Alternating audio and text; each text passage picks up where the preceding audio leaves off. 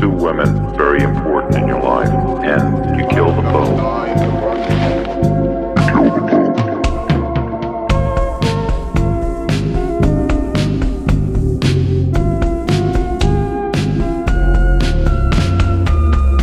Basically, I was a normal person.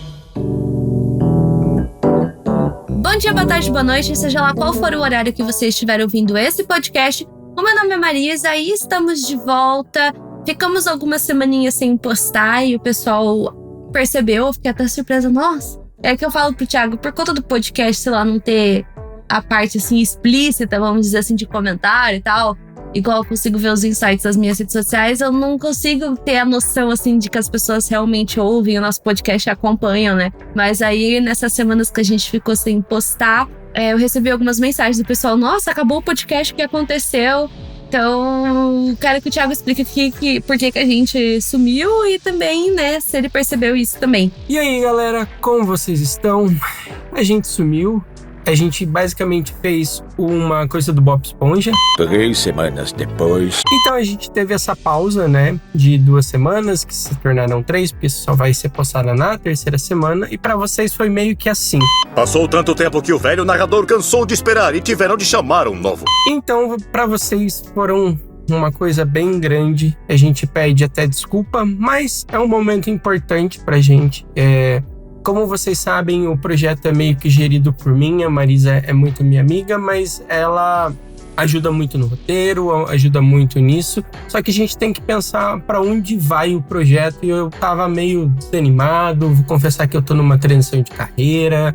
Então uma coisa tipo, o que eu quero da minha vida? E eu descobri nessas 2 semanas, eu me autoconheci. Descobri que eu quero muito podcast, que eu amo demais esse projeto.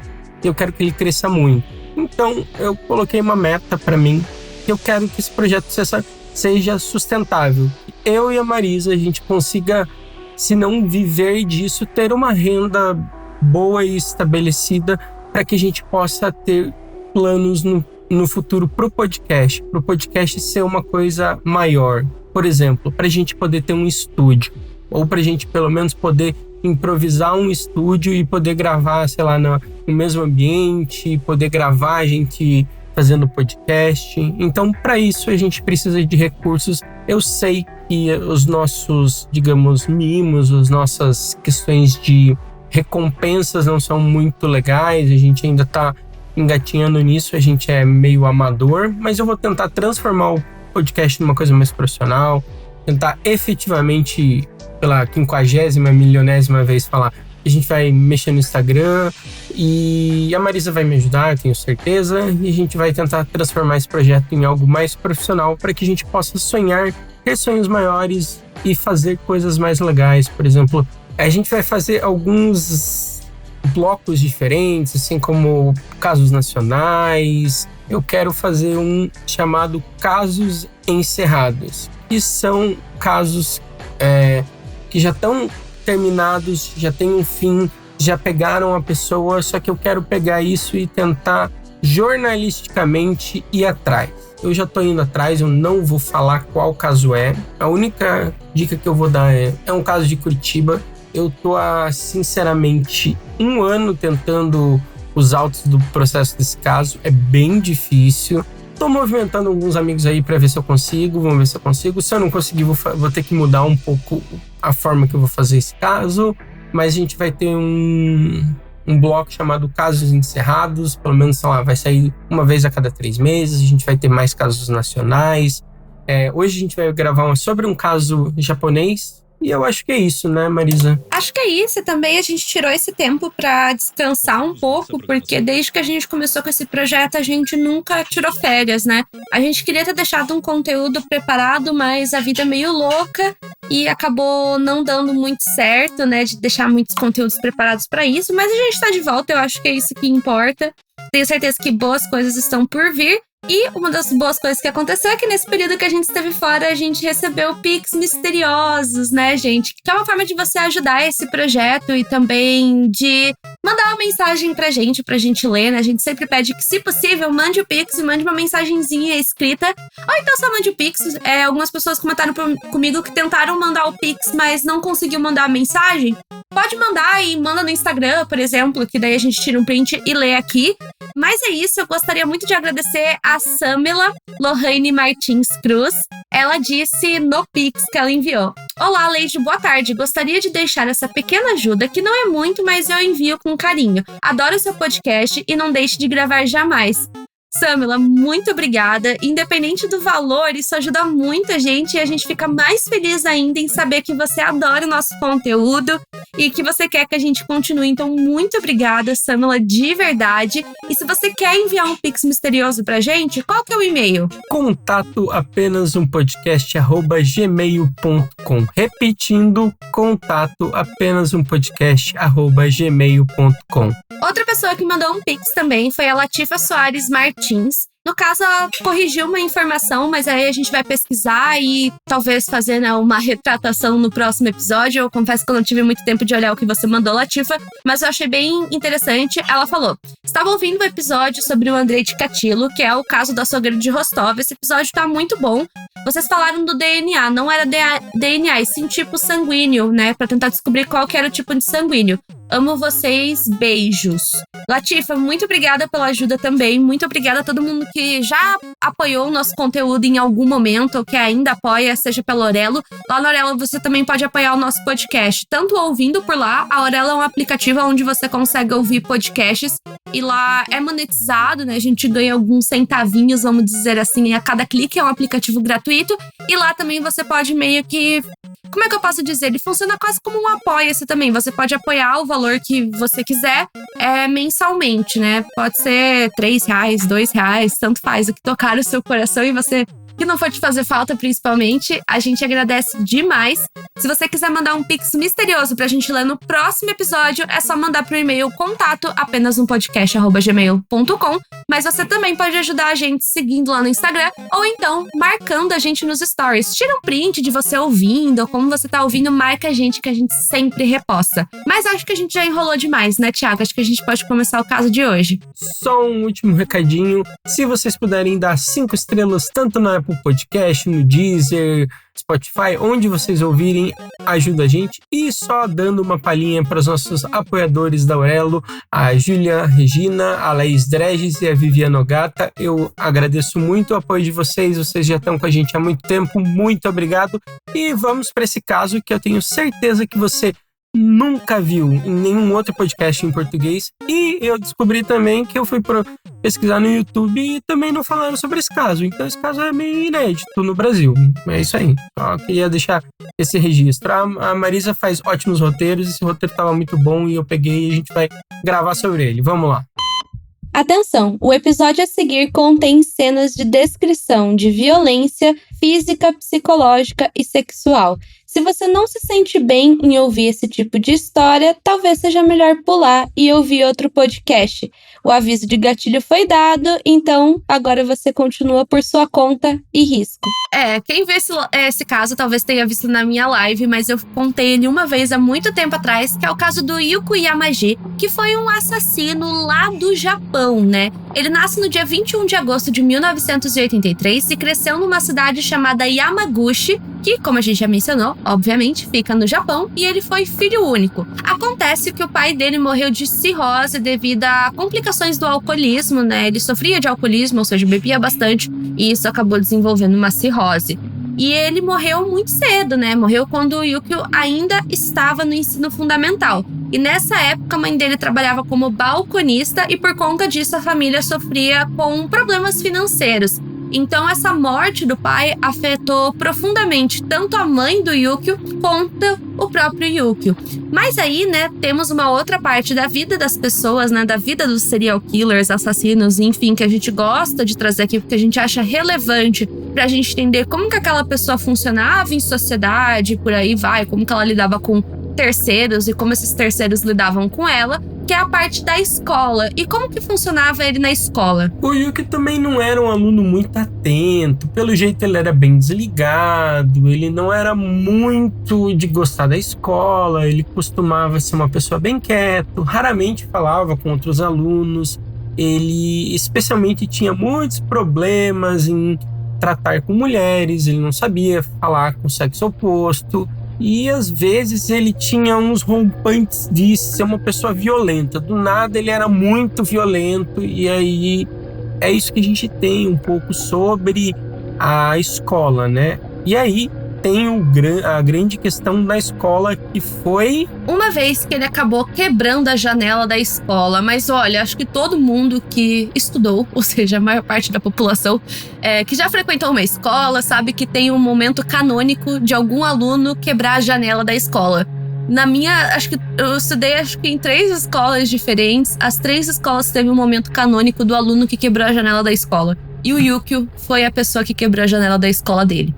Ele era muito ausente na escola, né? Então, ou seja, né? Ele faltava com frequência. E por conta disso, né? Depois que ele se formou no ensino fundamental, ele decidiu abandonar o colégio e decidiu não continuar com o ensino médio. Depois disso, ele começou a trabalhar entregando jornais na cidade. E durante esse tempo, ele trabalhava em um jornal chamado Bushun, aonde, né, os empregadores dele relataram que ele estava saindo com uma mulher que era mais velha do que ele. Como que foi esse relacionamento? Aonde que ele conheceu ela? O que a gente sabe sobre ela? Lembrando que nós não temos o nome dessa mulher. A gente sabe que ela existiu e vocês vão ver que ela foi muito importante ao longo do caso, em algumas questões, mas, obviamente, por preservação da vítima, né? Preservação da pessoa, da sua identidade, o nome dela nunca foi divulgado e é melhor continuar assim. Me fale um pouco sobre como que isso aconteceu. Basicamente, eles se conheceram numa loja de brinquedos, onde ele costumava ir, e eles começaram a ter mais intimidade, ele começou a efetivamente ter uma relação, que era uma coisa que ele não tinha, uma relação com uma mulher. No entanto, o Yuki, ele era apenas um adolescente. Lembra que a gente falou que ele saiu meio que no ensino fundamental? Se você for pegar, eu não sei muito bem no Japão, eu acho que eles ficam 4 anos assim como nos Estados Unidos, eu não sei muito ao certo. Mas quando ele saiu do fundamental, ele devia ter em torno de uns 14 para 15 anos, então ele ainda era um adolescente. Só que a pessoa que ele se relacionava já tinha uns 20 anos, estima-se que ela tivesse uns 20 anos. Então ela era mais velha do que ele, né? Então... Aqui no Brasil isso seria, acho que até considerado pedofilia, alguma coisa do gênero. Então tinha essa grande diferença de idade entre eles, mas foi uma coisa que marcou, né? Porque foi o primeiro relacionamento que ele teve com uma mulher dando afeto. A gente não tem muito noção de qual foi efetivamente a relação que eles tiveram, se eles chegaram a ter alguma relação mais afetiva, mas tinha algum carinho, alguma... Intimidade. Exatamente. Tinha uma intimidade que ele não tinha com outras pessoas. Vocês vão ver que isso é muito importante no futuro. Bom, justamente porque ela descobriu que ele era bem mais novo do que ela, né? Ela meio que acaba terminando com essa relação. Mas o Yuki, vocês vão ver que ele nunca esqueceu dela. Ele nunca esqueceu desse relacionamento que eles tiveram. Mas mais ou menos nessa mesma época, a mãe do Yuki começou a suspeitar justamente, né, que os dois estavam tendo algum tipo de envolvimento. Como a gente falou, a gente não sabe qual foi o tipo exatamente desse envolvimento, mas alguma coisa estava acontecendo. E vai ser justamente isso que vai acontecer. Ela vai ligar pra mulher que ele estava saindo e acaba contando essa questão da idade, por aí vai. E nisso o Yuki acaba ficando enfurecido com a mãe dele e decide descontar a raiva nela. Agora a gente vai entrar na primeira fase do caso, que vai ser o assassinato da mãe do Yukio. No dia 16 de julho de 2000, quando o Yukio tinha apenas 16 anos, ele pegou um taco de beisebol de metal e espancou a mãe dele até a morte. Uma coisa muito... Esse assassinato da mãe dele foi extremamente cruel, foi extremamente violento, brutal. Todas as palavras, assim, terríveis que a gente pode usar para descrever essa situação podem ser aplicadas nesse caso. O Yukio disse aos investigadores que ele pegou o bastão e acertou na cabeça da própria mãe, quebrando também alguns vidros. E nisso que ele bateu, né, na mãe e os vidros se quebraram, ela começou a andar sobre os cacos de vidro, se rastejar, e isso obviamente não... É até meio difícil de explicar, né? Ela não conseguia se firmar e a questão dos cacos de vidros piorava ainda mais a situação. E mesmo estando já completamente debilitado, o Yukio continuou batendo ela com um taco de beisebol. Ele fala que ele não se lembra quantas vezes, né, que ele não se lembrava, quantas vezes ele tinha batido na mãe dele, quanto tempo tudo aquilo durou, né, o tempo do ataque, ele não se lembrava. mas a mãe dele teve várias costelas fraturadas e o rosto dela foi tão espancado que ela acabou ficando irreconhecível. Eu acho que entra um pouco naquela questão que a gente fala que é de despersonalizar uma pessoa, né? A raiva era tanta, né, que ele basicamente não queria... Tipo, ele quis acabar com a mãe dele como pessoa, né? Isso, foi uma questão tão violenta, tão, eu vou dizer até sádica, porque tanto a questão dos cacos de vidro, não se tem uma ideia muito se ele quebrou os cacos de vidro de propósito. Ele relata muitas vezes que ele gostou disso, de tipo, ver bastante sangue, de ter essa experiência, né? Então foi uma coisa muito estranha. Então, dias depois dele matar a mãe dele, ele convidou uma mulher ocasionalmente para ir almoçar na casa dele.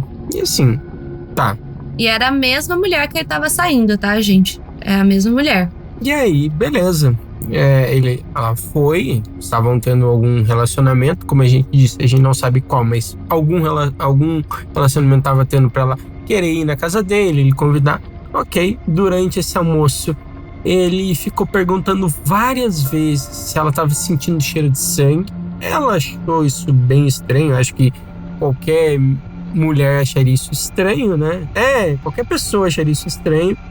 E aí, numa hora, essa mulher, ela encontra o cadáver da mãe e, obviamente, ela faz a única coisa possível, que é, por favor, alô, Polícia Federal, venha aqui me salve deste maluco. Bom, nisso o Yukio foi preso, julgado pelo Tribunal de Família e condenado à detenção juvenil.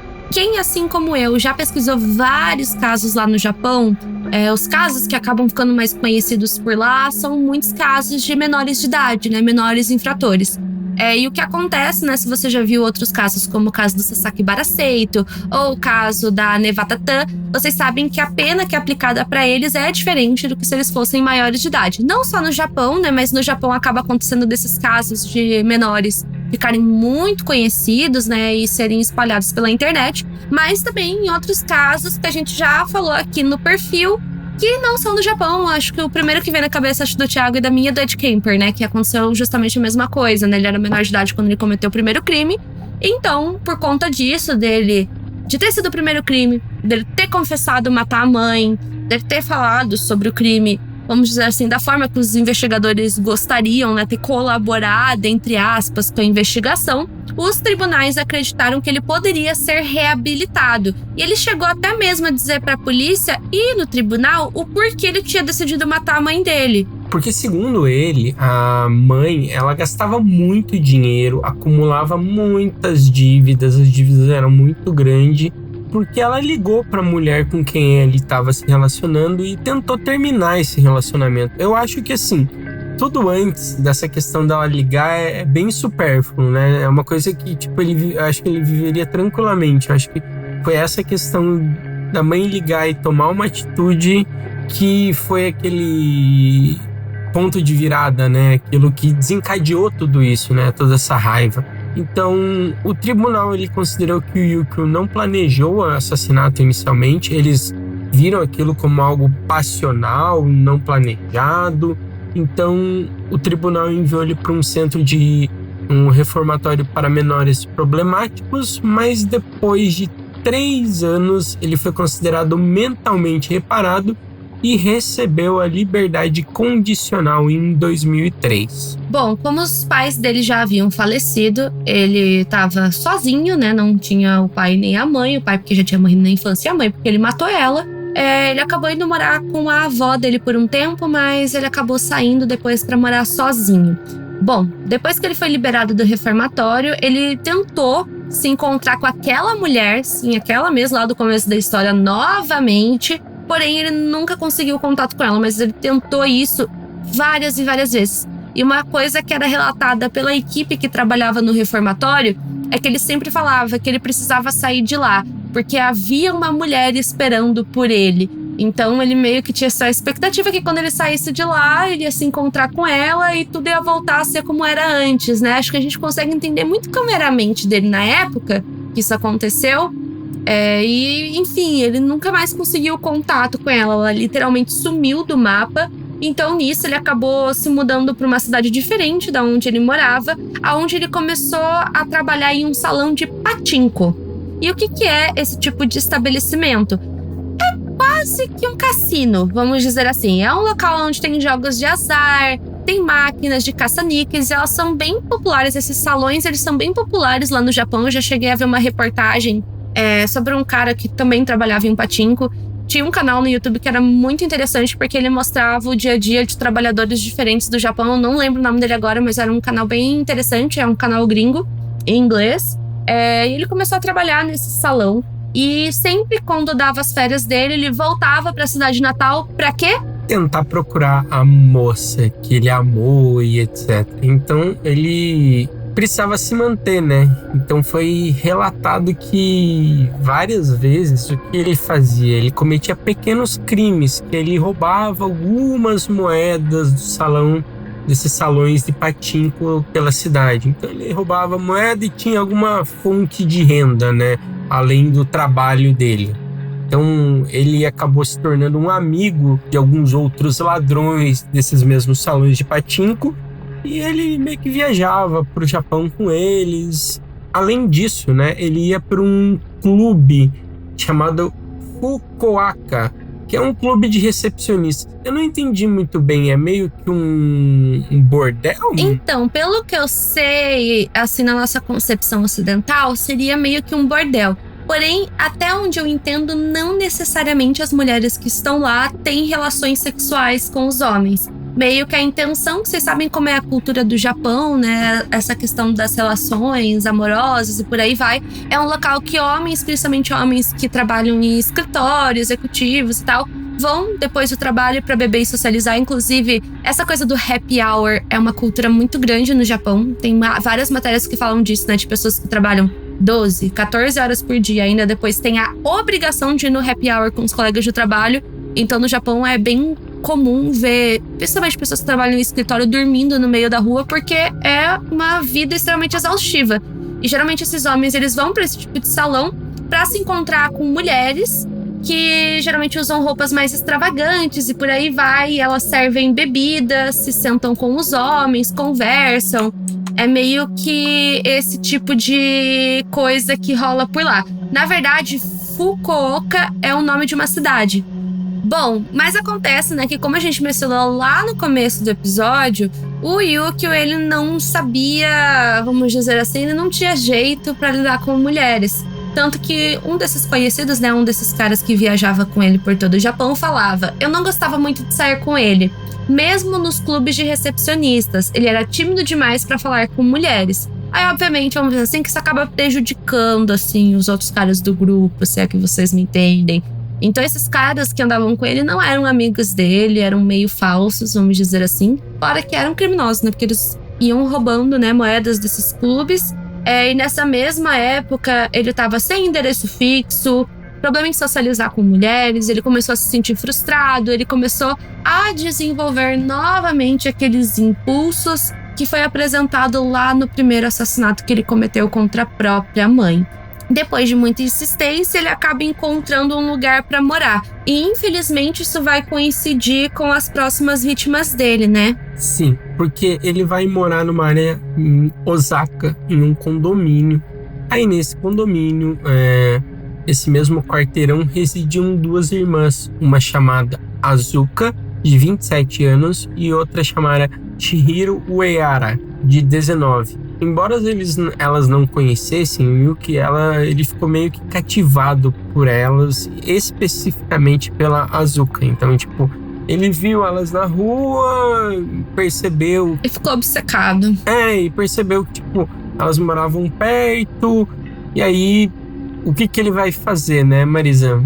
Bom, ele acaba mirando principalmente na Azuka, justamente porque ela era muito parecida com aquela mulher lá do começo da história, que a gente já mencionou várias vezes ela aqui ao longo deste podcast.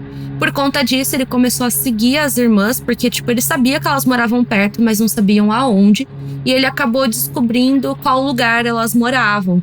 Nisso, certo dia, ele acabou mexendo na central de energia e isso acabou causando uma queda de energia no bloco onde elas moravam. E no dia 16 de novembro, o Yukio então decidiu dar uma olhada para descobrir se elas moravam com outras pessoas ou se elas moravam sozinhas. Nisso, ele invadiu o apartamento delas e percebeu que não tinha ninguém em casa. Tudo indicava então que elas moravam sozinhas. Então, no dia seguinte, dia 17 de novembro, quando a Azuka voltou para casa, ela acabou sendo emboscada pelo Yukio no apartamento. Algum tempo depois, a Chihiro voltou para casa também e ela também foi atacada. E aí, ele pegou uma faca de açougueiro e ele começou a esfaquear as duas meninas. Ele esfaqueou no rosto, no peito.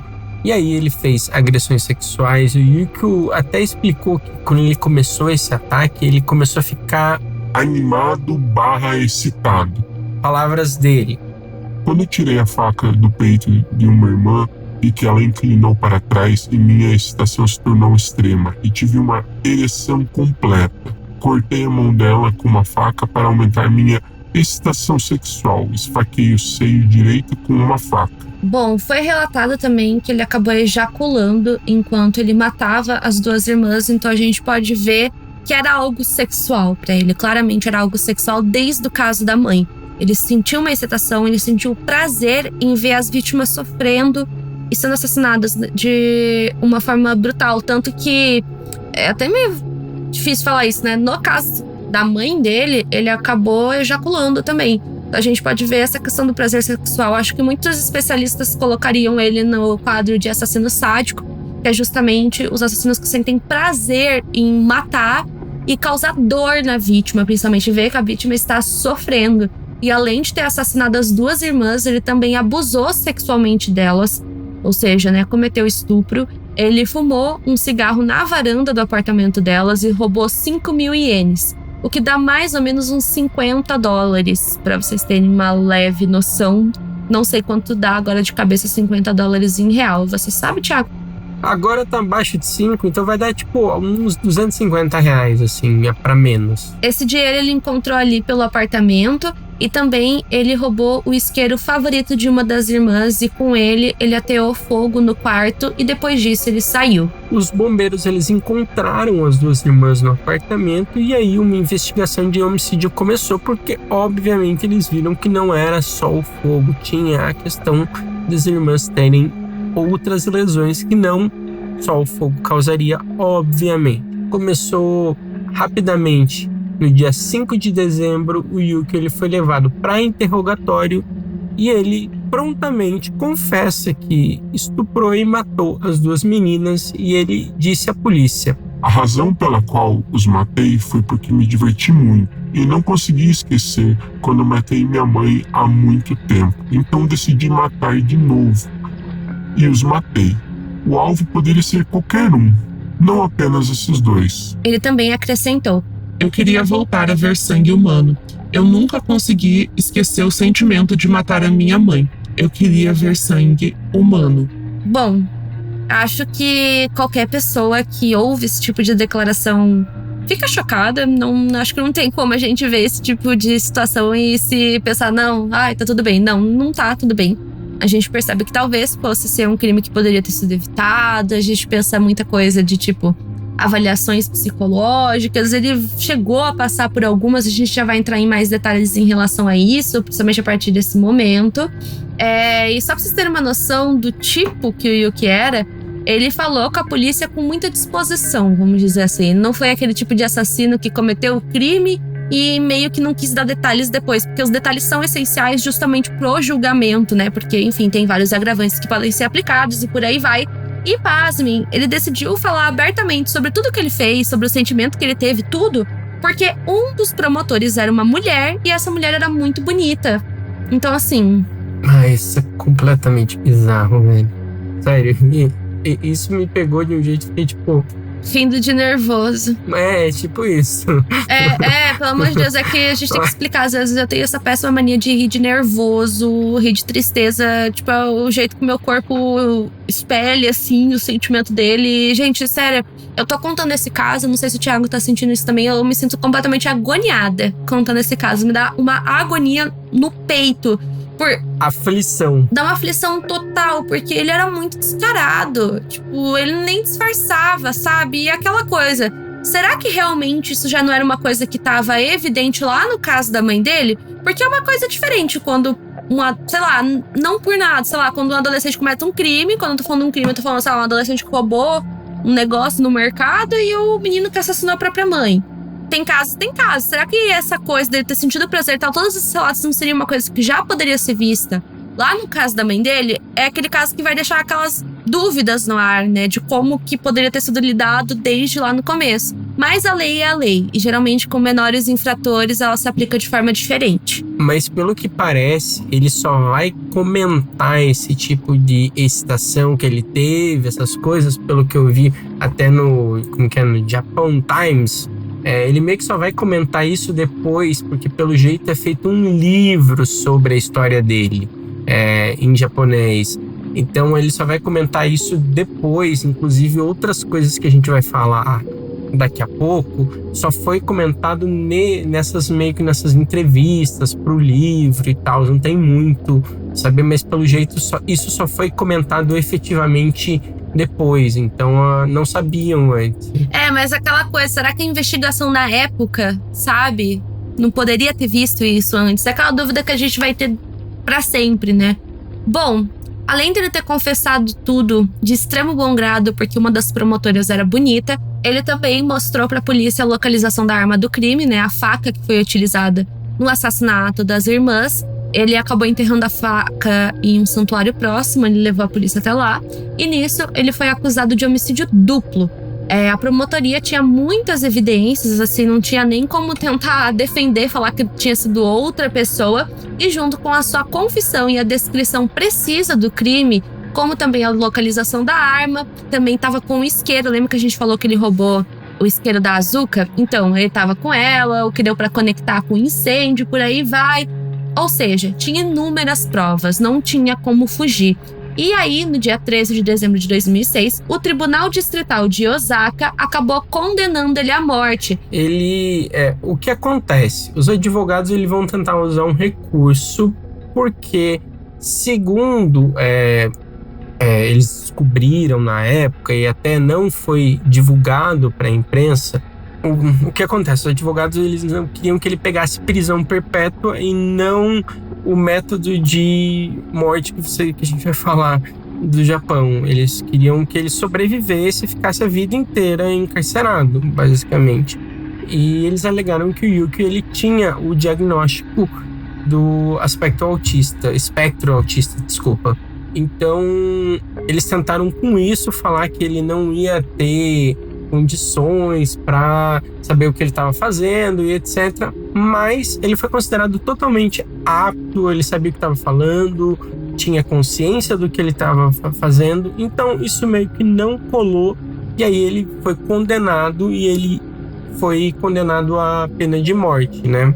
E uma das coisas que meio que chamou a atenção das pessoas, no caso, é que ele nunca tinha efetivamente falado sobre isso. Então, pelo que as matérias dão a entender, é que é uma coisa que todo mundo levou com extremo ceticismo e não entenderam por que os advogados usaram isso. E aí algum tempo depois, acho que uma matéria de 2010, inclusive, essa matéria que eu tava lendo é de maio de 2010, que fala sobre isso. E ela até comenta, isso nunca foi nem passado para a imprensa. Então, só depois que eles foram ter acesso aos autos que eles acabam descobrindo, e nessas entrevistas para tentar fazer um livro sobre isso, e acaba vindo à tona, né? Sim, então ele foi executado na casa de detenção de Osaka, ao lado de um outro serial killer japonês, que foi conhecido como Suicide Website Murder, o Hiroshi Maue. Foi executado no dia 28 de julho de 2009. E, gente, nessa época, o método... Até hoje, na verdade, qual é o método de pena de morte que é aplicado no Japão? É a forca. É enforcamento. Tanto que, no caso, a gente contou aquele outro...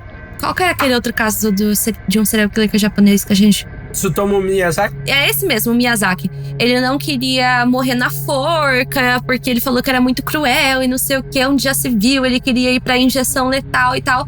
Mas no Japão não tem muito isso não, então ele acabou morrendo na forca. E eles também têm o costume de enforcar várias pessoas, assim, juntas, assim. No caso, ele foi enforcado junto com esse outro serial killer, né? O Hiroshi Maue.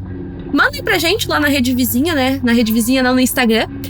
Se vocês querem que a gente traga o caso do Hiroshi também. É um caso que eu fiquei curiosa quando eu pesquisei o caso do Yukio, mas eu ainda não pesquisei a fundo o caso do Hiroshi. Mas esse foi o caso de hoje. Vamos agora para o momento 5 cents. 5 centavos.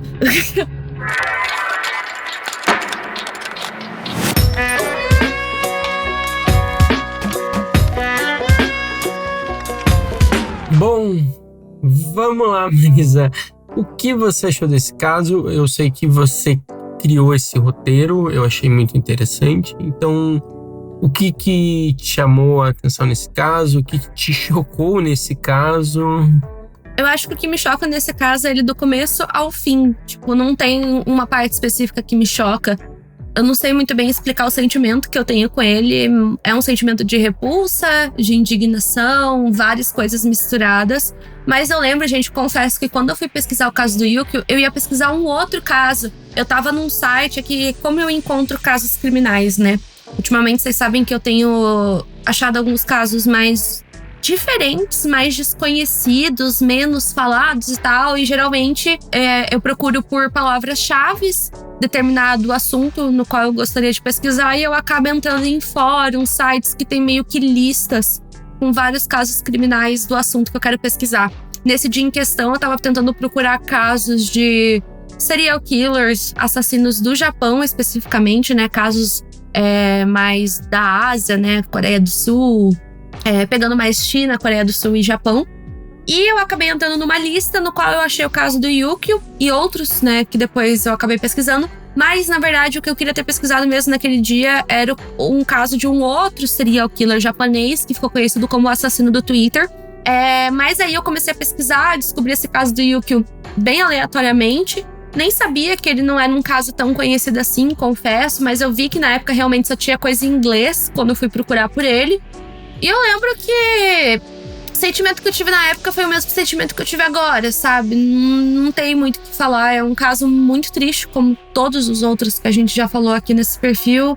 Afinal, a gente tá falando de vidas, né? E vidas que terminaram de uma forma muito triste. Então, é meio que isso que eu penso sobre esse caso. Bom, quando eu vi esse caso, tem vários casos, e aí eu efetivamente tava nessa mesma vibe. Eu quero que a gente fale sobre um caso japonês, asiático e etc. E eu vi esse caso e falei, caraca, porque assim, ele não é aquele caso que, tipo, chega uma hora que... Sempre quando a gente conta esses casos, meio que tem alguns casos que, tipo, você vai vendo uma progressão e aí, tipo, a partir de uma hora parece que é uma montanha russa, né? E esse caso não, esse caso é meio que, tipo, estranho e bizarro desde o primeiro minuto e você meio que já vê que ele tem alguns problemas com violência. E sei lá, o que ele faz com a mãe dele é muito estranho. E essa questão dele também meio ser um stalker, ele me lembra meio uma questão Richard Ramirez e tipo invadir as casas, sabe? Essa questão de stalker é bem complicada, principalmente para mulheres. É bem complicado, gente. E é real, existe, acontece, né? Já vi várias dicas assim de possíveis seguranças para esse tipo de situação. É aquela coisa, você sempre tá acompanhada, você nunca tá sozinha, principalmente em viagem, acaba acontecendo muito com mulheres, né? Que às vezes o foco não é nem precisamente, vamos dizer assim, um serial killer. A gente fica muito com serial killer, mas por incrível que pareça, não é um caso assim, nossa, comum, acontece todos os dias, vamos dizer assim. É considerado ainda um tipo de caso raro, mas o que realmente tem que estar atento, que é uma realidade, é tráfico sexual, tráfico de órgãos. Mas no caso das mulheres eu vejo que é a questão do tráfico sexual, né? É uma coisa, aquela coisa, você sempre tá acompanhada, você nunca tá sozinho, eu vejo se tá tudo fechado. Até já vi recomendar, por exemplo, se você vai pra um lugar todo dia, tenta fazer, sei lá, caminhos diferentes, vira uma rua diferente e tal, não sei. Pra se tiver realmente um stalker, ele não saber exatamente quais. Tem que sair em horários diferentes. Claro que numa realidade brasileira de CLT de trabalho é muito difícil, né?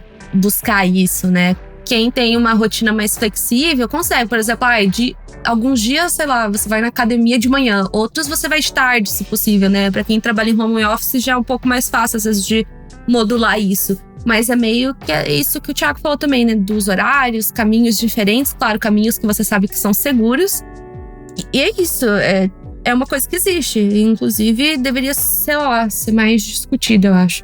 Eu bem que tava notando, ouvindo os podcasts, que essa parte final do podcast fica muito pra baixo.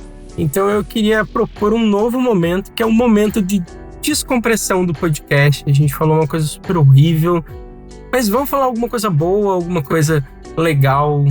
Marisa, você quer dar alguma indicação, falar um lugar que você foi, porque você foi pra um lugar legal? Então vamos fazer esse momento meio de descompressão para as pessoas saírem mais leves do nosso podcast. Eu não quero que elas saiam tão para baixo. Claro que eu penso que casos criminais têm que ser tratados com seriedade. Eu espero que os nossos ouvintes não vejam isso como uma coisa ruim, de tentar minimizar a situação, uma situação que é iniminizável, vamos dizer assim, não é? Eu entendi o que o Thiago quis dizer, mas não sei, eu fui no cinema ontem, assisti aquele filme de terror Fale Comigo, que o pessoal falou que é o melhor filme de terror de 2023, e eu tô me sentindo meio estranha, porque eu senti que eu não gostei muito do filme. Tipo, ele não é ruim, mas não foi um filme assim que eu acho que eu vou lembrar daqui a um mês, sabe? Não sei. Bom, eu tive esse caso com o Oppenheimer lá. Eu vi, eu achei o filme longuíssimo. E, tipo, tudo bem, eu achei legal. Ele trazia debates legais, só que, tipo, eu achei tudo muito longo, tudo, tipo, os debates muito superficiais, sabe? Tipo, tinha toda a trama por trás, tipo, legal, mas eu saí do filme e fiquei, tipo, legal. E aí a outra pessoa tava, tipo, nossa, incrível, maravilhoso, Nolan, melhor diretor, meu Deus. E eu tava, tipo, legal, né? Divertido. Eu assisti Oppenheimer também e não achei ruim. Eu não achei ruim, mas eu também não achei uau, inacreditável. Eu achei muito longo. Eu achei que, tipo, dava pra ter cortado ele tranquilinho, mas eu entendi a proposta. E eu acho que é isso, galera. Eu acho que por hoje é só. Eu só propus esse momento de descompressão, não para amenizar o caso, jamais, mas para que a gente saia numa outra toada, porque eu sei que muita gente ouve no trabalho, na academia, em outros lugares, então pra gente falar algumas coisas diferentes. Então é isso, pessoal. Até semana que vem. Tchau, tchau. Tchau, tchau, galera.